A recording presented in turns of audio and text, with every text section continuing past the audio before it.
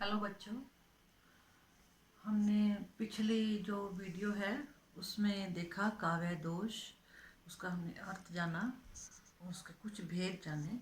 उसी श्रृंखला में आज हम लेते हैं काव्य दोष के कुछ और भेद।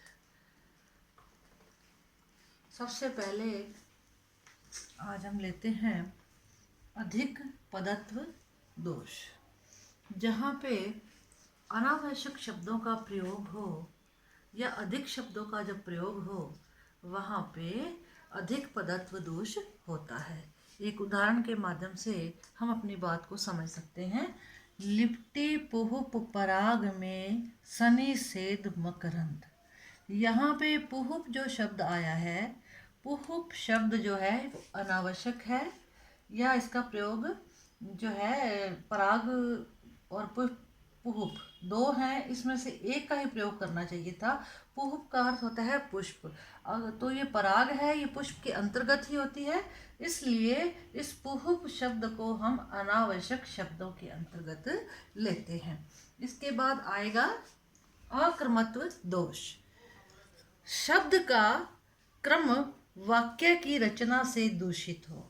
शब्दों का जब प्रयोग करते हैं तो उसका जो क्रम है वो सही ना हो या वाक्य रचना की दृष्टि से जब दूषित होता है तो वहाँ पे अक्रमत्व दोष आता है। एक उदाहरण लेते हैं। ए मानुषी भूमि ए वानरी करो। इस सामान्य इसका अर्थ ये है कि मैं मनुष्यों से हीन भूमि को वानरों से हीन कर दूंगा। यहाँ पे ये होना चाहिए था, ए मानुषी भूमि से बाद में आना चाहिए था। भूमि ए मानुषी ए वानरी करो, अर्थात मैं भूमि को मनुष्यों से हीन वानरों से हीन कर दूंगा। इसलिए यहाँ पे शब्द का जो क्रम है वो सही नहीं है, वाक्य रचना में दोष आ गया है, इसलिए यहाँ पे अक्रमत्व दोष आता है। इसके बाद लेंगे हम दुष्क्रमत्व दोष। दुष्क्रमत्व दोष वहाँ होता है जहाँ पे क्रम शास्त्र एवं लोक की दृष्टि से दूषित हो। जब शास्त्रों की दृष्टि से हमारी जो बात कही गई है, शास्त्रों की दृष्टि से जो क्रम है उसमें कोई गलती हो, कोई गड़बड़ हो तो वो दोष आ जाता है। जैसे मारुत नंदन मारुत को मन को खगराज को वेग लजायो। यहाँ पे हनुमान जी के बारे में बताया जा रहा है कि हनुमान जी ने जब छलांग लगाई समुद्र को पार करने के लिए, तो उस मारुत नंदन ने मारुत को हवा के वेग को, मन के वेग को, खगराज के वेग को, गरुड़ पक्षी जो होता है उसके वेग को लजा दिया, अर्थात वो उसके सामने फीके रहे। तो यहाँ पे क्रम हमें खगराज जो है ये मन से आगे होना चाहिए था।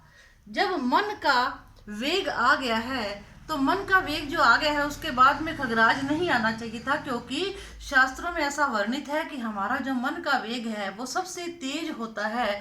मान लीजिए आप आंखें बंद करके ये सोचेंगे कि मैं दिल्ली में बैठा हूँ या दिल्ली से फिर मैं जयपुर के लिए रवाना हो गया या बैठा हूँ, तो तुरंत ही आपका मन वहीं आ जाएगा। तो इसलिए शास्त्रों में मन के वेग को बड़ा तीव्र बताया गया है, इसलिए यहाँ पे मन का वेग आ गया है तो उसके बाद खगराज नहीं आना चाहिए था। तो खगराज जो है मन से पहले होना चाहिए था, इसलिए ये शास्त्रों के अनुकूल दोष है। अब लेते हैं पुनरुक्त दोष। जहाँ पे अर्थ की पुनरुक्ति होती है वहाँ पे ये दोष आता है, यानी कि जब हम किसी वाक्य के अंतर्गत 2-3 शब्द जो हैं हम ले लेते हैं और उसका अर्थ एक ही होता है तो ये दोष आ जाता है। जैसे दृश्य बड़ा था रम्य मंजू सुंदर मनोहर। दृश्य बड़ा, रम्य का भी अर्थ सुंदर होता है, मंजू का अर्थ भी सुंदर होता है, और सुंदर और मनोहर। तो इसलिए यहाँ पे रम्य और मंजू नहीं आना चाहिए था, यहाँ पे दृश्य बड़ा था सुंदर मनोहर, इस तरह से ये जो वाक्य है ये होना चाहिए था, इसलिए यहाँ पे पुनरुक्त जो है ये दोष आ गया है। अर्थ की जो आवर्ती है, अर्थ की जो पुनरुक्ति है वो वापस हो रही है, तो इसलिए यहाँ पे ये पुनरुक्त दोष है। अब लेते हैं अश्लीलत्व। अश्लीलत्व दोष वहाँ होता है जहाँ पे वाक्य के अंतर्गत कोई व्रीड़ा, लज्जा जैसे शब्द जो हैं या असभ्य जो शब्द हैं वो वाक्य के अंतर्गत आ जाते हैं, तो वहाँ पे ये दोष देखा जा सकता है। रावण के दरबार में स्थित अंगद का पात। धन्यवाद।